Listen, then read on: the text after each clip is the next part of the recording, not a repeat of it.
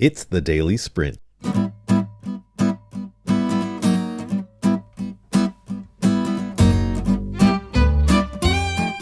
Daryl Estabrook. You know the drill. We're here to make sense of all the design chaos and design with a Y. Today we're talking about what drives your decision making. Do you start with thinking or with feeling?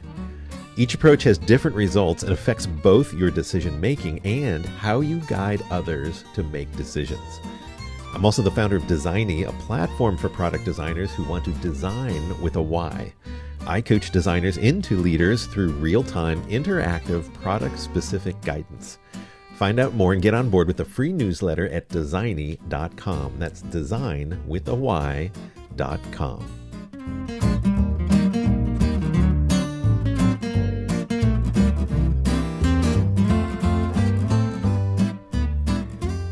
So glad you're here. It's episode 12. It's like an even dozen. Like eggs. So we're talking design with thinking versus feeling. So I don't know if you've ever thought of that before. We are all rational people as well as emotional people. And a lot of times product design focuses all on the rational or very much on the emotional, depending on what you're doing, marketing, analytics, like it's all mixed. We like to mix them together. I think the ideal product is something that has taken both into account. Because at the end of the day, there's a person using the software and they're going to be affected by these things. We can't take away our emotions. And we can't just think about everything in bits. So there's something to that. And I think the idea of thinking versus feeling, it's not one or the other. It's not really fixed. I mean, you may just tend to think about things more, or you might tend to feel things more. There's all sorts of personality tests out there to try to help you gauge, what am I? More thinking, more feeling. And those are helpful, maybe, I don't know, to some degree. You can't put all your stock in that because at the end of the day, you have to do something. So where does that fall? So I think you just trying to understand what your default tendency is, and you'll follow that. So that's kind of your natural inclination to think more, to feel more. But it's advantageous to recognize which one your default is and then work on the other one. So that takes some intentional doing. But I'd like to maybe back it up even further and think a little bit more about these two approaches. And they're kind of phrased in a very memorable way. So kind of a little play on words, but I think they set up a framework that when we're talking about design decisions, working with people, helping them make design decisions, understanding where people are coming from, like all that stuff is part of the designer job.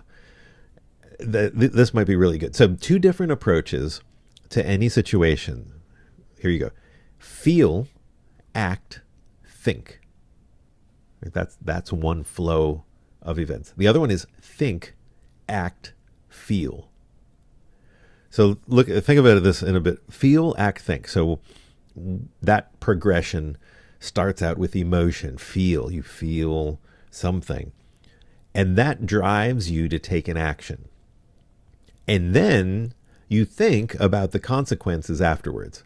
So emotion, take an action, and then think. It's very reactionary. Right, and we'll talk about it a little bit more in a minute, the details on that. The other one, think, act, feel, is where you consider the possible consequences of a decision. Then you make a decision, and then you accept the feelings that result from that decision. Hopefully they're positive, right? It's more strategic. Think, act, feel. So let's break these down because I think the two really play off of each other. And notice act is in the middle. So we're taking action, and that's like the core of the daily sprint. right? We have this one day to work on our work, to live, exist, to provide an impact to people. So we're acting, unless you're in bed all day, you're doing something. So what are you doing, right? So what drives those actions? And then what are the results of it? And reactionary results or strategic results. So feel, act, think. Let's think of that one for a minute. It's very common overall in life, right? You think, feel, act, think. The first thing I think of is marketing. I think of advertising. If you've ever seen an ad, it's a lot of times structured in a way to evoke emotion. You feel, you see the product and how desirable it is, and then you buy it. And then you think about whether that was a good decision or not. Right. So there's a lot of that. I mean, it's everywhere. You think of food, you think of devices, whatever. The marketing is not bad. Advertising is not bad, right? You have to talk about the thing that you're doing, right? But how is it pushed, right? What is it highlighting? And that's our default. I think that's a human nature thing where we're very much emotional. Our feelings are always changing, even through the course of the day. I'm sure you could plot it. I think there are apps out there. You could plot out your emotions over the day. And how much that helps you or not, I don't know. It could be just interesting. I think, like, if you haven't eaten since breakfast, you're probably feeling hungry, right? That's not good or bad. We all get hungry. But that feeling is going to drive you to act and eat something, or maybe not eat something. I don't know, but eat something, right? You're hungry, you eat something, and then you're not hungry afterwards, right? The feeling went away. And that's probably why they say don't shop on an empty stomach. If you ever go to the grocery store hungry, everything looks good, even the Brussels sprouts. Well, maybe not the Brussels sprouts. I have to draw a line somewhere. But here, you have a feeling, and then you don't have a feeling. Yeah. So it's kind of like the basis of a decision is based on a feeling. It can be very shaky, right? So the pitfalls of kind of operating this way is that there's unintended consequences, or it might not necessarily be unpredictable, but you might not want things to turn out a certain way if you just act on feelings. I am really hungry. I see a king size candy bar. I'm going to eat 5 of them. It's not unpredictable. You'll have a sour stomach, but you won't be hungry for a little bit. Satisfying the hunger consequence was satisfied, that accomplished, cha-ching, but unintended sickness and health issues afterwards. Not what I want, but I did it anyway. Making these design decisions, we'll get into that too. It's, if we're going on feelings versus thinking out the outcomes, I think when it comes to leading meetings, when we talk about having an agenda for a meeting, I used to think that was very formal and stuffy. But later on now I think, oh, well, if we don't have a goal for why we're meeting, then what are we going to talk about? And it could just end up being feeling oriented. There's so much talk about AI vibe coding. I think that's like the epitome of feeling, acting, and then thinking. There's no strategy. Well, there is a reason you sat down and started prompting the AI, right? You have an idea. I want to create this thing. But the idea of vibe coding, this emotional pushing and pulling, there's something to be said about it. I think of a potter and clay and painting, all these things that you start working on, and then you kind of adjust your approach. That's it's a thin line between feeling and then exploring the design Yeah, those are very interesting. But we're talking about if you're on the extreme, right? That's our default. We don't want to always just be reactionary because the designs are going to be unpredictable. And just regretting the actions when they don't result in something predictable or desirable, right? It's you can hope all day that things will turn out a certain way, even despite actions which would prove otherwise, and then be disappointed. So just because you want something to happen doesn't mean it will happen. And where it's predictable or understandable, then it doesn't start to make sense why to start with feeling things. But you can recognize this sort of approach when you sense that there's nothing objective that we're talking about, like this agenda in the meeting, or even the feature. If there's no outcome identified, whether it's stated this is the outcome or not, if there's nothing we're pushing towards, then that could be a little signal. Hey, we might just be feeling out this feature. We really want this feature to turn out a certain way, but there's no basis for it to turn out that way. So we need to get down to an outcome. If you start to notice a swirl of conversation, right? I've described it as a balloon, like one of those long balloons, as partially filled up, and you squeeze one end of it, and all the air pushes to the other side, and then you let go and you squeeze on the other side of the balloon, and the air goes to the other side. It's like we're not actually filling up the balloon anymore. We're moving the air around. So conversations can happen that way too. So you start to detect a swirl. It might be a clue. Hey, we're feeling instead of thinking first, right? And this idea of outcome or goal or future, the idea that there's no long-term why that's been defined, except for the moment, or the release, or the short-term, we got to get this feature out quickly. Those things start to be the reaction results. We've got a user that's complaining about this thing. Let's go fix it. Like, that's feeling versus thinking. There's nothing wrong with addressing those issues. People are always going to have insight into what's happening in the product, but then what do you do with it? So that kind of follows that idea, right? So feel, act, think.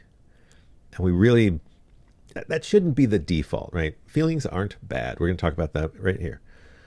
But we want to flip it, right? So think, act, feel. Now, if feelings are our default, then thinking is not our default. That's a way to approach it. So that means we have to intentionally think. We have to take some purposing in our hearts to say, hey, this is important. I need to retool. We need to engage thinking first. And that takes a bit of overriding this default emotional instinct. It's just reaction. We want to react. We want to help people with those features that are broken, right? It's not bad. That's a really good thing.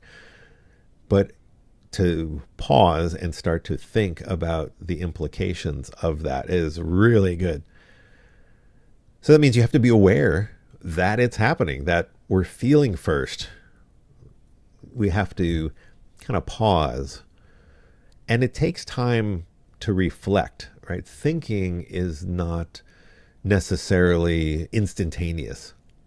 Now, there are those who, either through talent or experience, can assess a situation and think through the consequences and produce a strategy in very short order. And depending on how complex it is, it could be in the moment even. And that's awesome. That's like something to strive for, to achieve. I want to be that. And I've seen that. I've been able to do that in some cases, in some expertise areas. I think those that you have practiced in over the years, you may also have that ability. And that's great. How can we expand that so that it becomes more of the norm? right? But taking time to reflect, it might be something where there's a phone call, the emotion happens. Let's, instead of making a decision right then, it's like, hey, let me get back to you in an hour. Let me get back to you tomorrow. Right? That's a way to put a little, pump the brakes, as they say. Does anyone pump brakes anymore? I don't think so. But you're right. Put a little halt on that. But there's a great upside to thinking first and then acting. Right? The objective nature of making a decision really comes to bear. So there's reasons for decisions. Someone can say, hey, why did you do it that way? Why did you design this screen in a certain way? You'll have an answer for every aspect of what you did. It's one of the things that's really difficult with AI generated screens is you don't know why it's there. There might be some explanation and things like that, and that's a deeper topic, but without being able to truly understand the thinking, it's very hard to understand if the outcome will be what we intend. Right? When you think first, you're considering the consequences. And those are good. Consequences aren't good or bad either, right? They're just the result of a decision.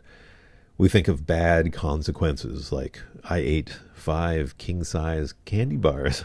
And that, not good. The consequence of immediately eating it might be awesome, right? But that's not where it stops. So considering the consequences is very beneficial. Design consequences, right? If we stop to fix this feature for this user, have we really made an impact to all the users?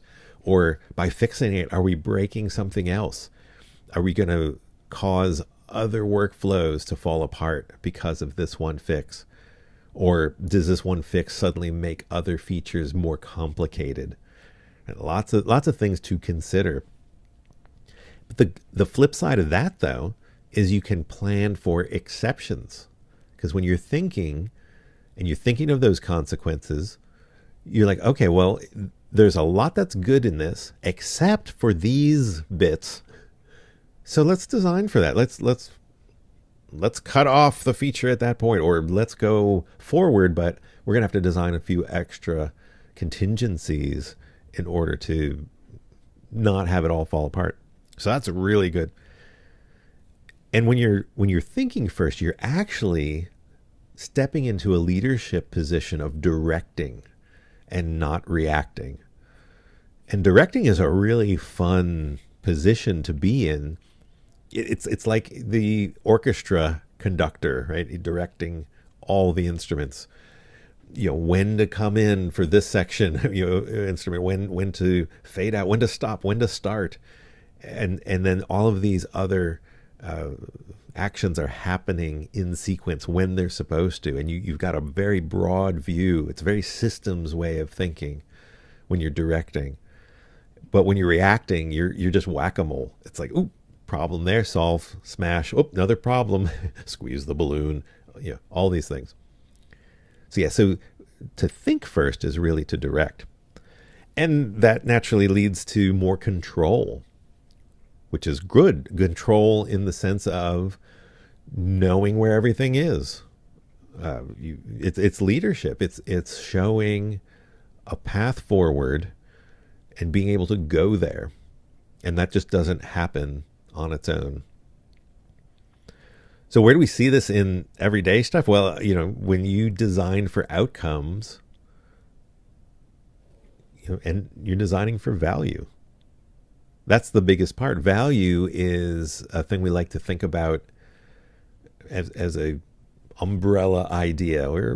We have a valuable product, but we can do it on purpose. We can actually design something that generates value to users, value that they could actually, I like using this app because it helps me actually get something done. Value to the engineers. They wow, this is scalable. This is something that's going to lower our maintenance costs and help us build faster. Value for the stakeholders who want to see the product grow, more people use it, benefit from it.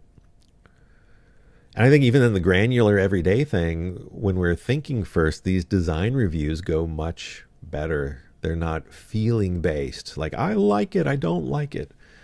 They're really objectively looking at the outcome and say, oh, see, these elements here, they help achieve this outcome, or these seem to have this trade-off that's very valuable. There's some other things we may have to work on or consider. You really have a healthy conversation in design reviews. I love design reviews because you can actually have that conversation if you know how to lead it. And you can switch, right? We talked a little bit earlier about feeling to thinking. How do you do that? Well, if things are emotional, right, first, that's the stop, yellow flag. If you have tight deadlines looming, that's probably going to be very emotional or really lead to feeling first. But that's a thing. That's a moment to pause and say, "Ooh, let's back it up a minute." Maybe it literally is a minute. We're not talking about a lot of weeks later to think about it. No, it's just a matter of pausing.